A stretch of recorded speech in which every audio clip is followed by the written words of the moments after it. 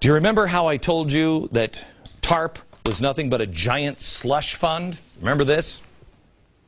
The $700 billion for TARP that we had to pass right now, it's an emergency or the whole thing's going to collapse. There is still $212 billion that we've never touched, just sitting there. Just sitting there. Why did we need $700 billion? That's where they want this money going. They want it in there in a giant slush fund. Okay. Well, first, Geithner and Obama extended TARP to October of 2010. This is a really great number. October 2010. October. Hey, 2010, that's this year. And October is this fall. Oh my gosh, think this through. October plus one more month is November. And what happens in November? What a convenient, I'm sure completely, they didn't even think about that when they weren't thinking about elections when they came up with the kill date of TARP. Do you think? No. No. That's old news. I can just hear them now. That's old news. TARP is already over. TARP is being used to pay for this financial reform bill. Okay? Another thing nobody seems to worry about. Do you know that we haven't even produced a budget? For the first time, we looked it up today. First time since 1974, the House didn't even produce a budget to even consider. That's kind of strange, probably worth noting, huh?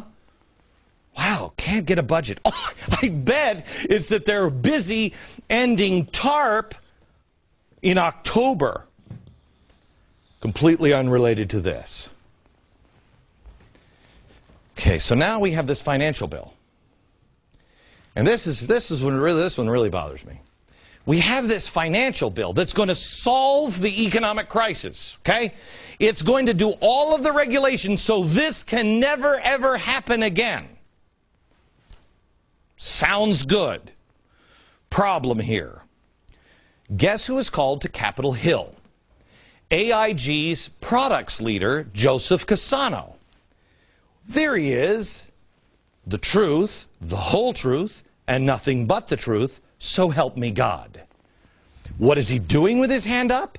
He's telling the truth. Why? To whom? On what? He's answering questions in front of the Financial Crisis Inquiry Commission. Okay. So he goes to Capitol Hill. He's called. Now,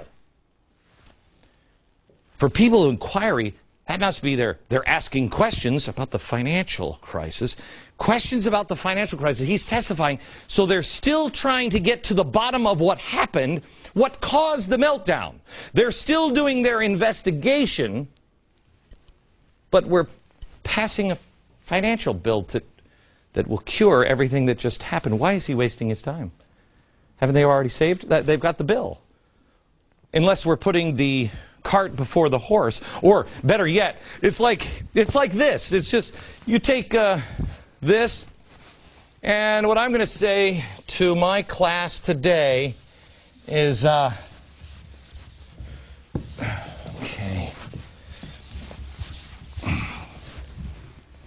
Let me give you the answer. It's 8. How do I know? I don't even have the whole problem. I don't even know what this says. You know what we used to do when I was in school? Teacher, and I hated this. The teacher would say this. Really, Mr. Beck? 8? Show me your work. Show me your work on this, please. Government, can you show me? How did you get here? Why would we pass the bill before we have the answers? See, there's a pattern developing in our government. It's the same thing with the oil spill. Obama started investigating to find out what caused the explosion. Here's what he said. The purpose of this commission is to consider both the root causes of the disaster and offer options on what safety and environmental precautions we need to take to prevent a similar disaster from happening again. Right. No answers yet. Got to go find them. But also, I'd like to show you this bill because it's going to fix everything. Excuse me? Obama is hard at work getting to the bottom of this. Here's the White House report from his meeting yesterday. The president told the senators that he still believes that the best way for us to transition to clean energy economy is with this bill that makes clean energy profitable kind of energy for America's businesses by putting a price on pollution. Profitable for business by putting a price on pollution. My head hurts trying to figure this out. Doesn't work. It's almost as if the progressive agenda is more important than the issue at hand, or actually solving the problem. Here's another puzzler for you today. No one seems to be really bothered by this. The Russian spies that were caught this week. First of all, I mean, I've seen a few spies from Russia caught before in this country. It's always a very big deal. Big press event. Have you noticed that Eric Holder is gone? That's weird. Where is he? Oh, that's right. He's in Afghanistan. He's in Afghanistan. Wow, we're uncovering a flood of spies? Wow, that's kind of weird, isn't it? Second of all, 10 Russian spies. Sounds like a big deal. Is it a big deal? Because we seem to be shrugging it off now. I don't really understand that. The immigrant from Peru, Vicky. Do we have Vicky's picture up? I love her. She's a Castro sympathizer and a Hugo Chavez supporter who is critical of the U.S. government, and she should run for Congress. It's great. She was a longtime columnist for the Spanish-language newspaper. This is the paper where this Russian operative expressed her anti-American, pro-Marxist views.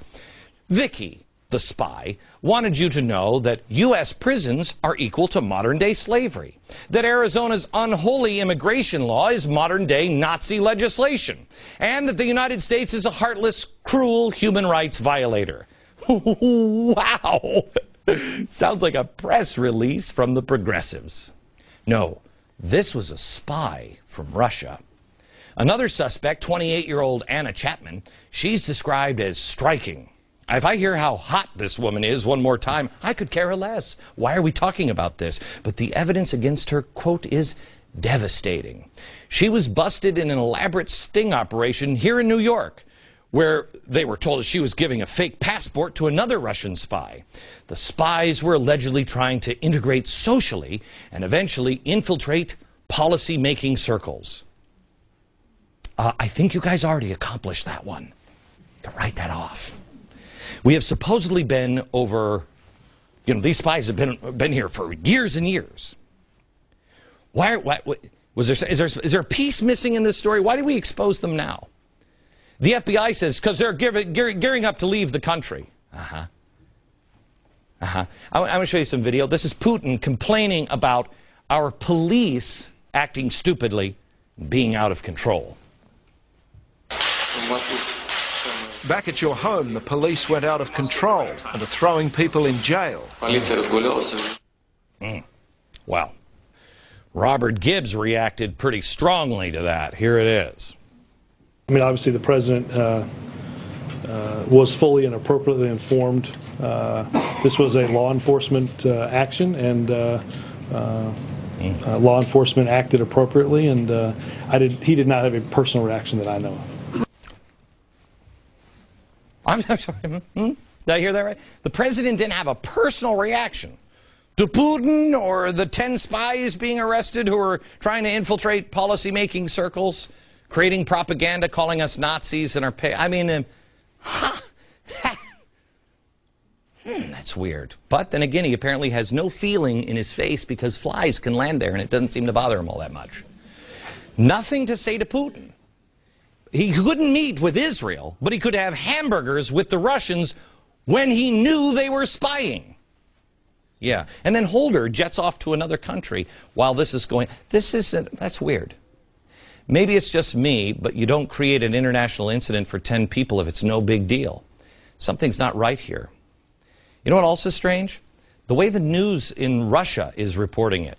This is how they're reporting it here. You notice Putin Didn't say to, Barack Obama, hey, you Mr. Bad President. He said that it was renegade police work from American racists who are just trying to discredit the president. Wow. The Russians are against the Americans. I'm used to that. But I've never seen the Russians be against the Americans and for the American president. That's a new one. We'll noodle that and so much more next.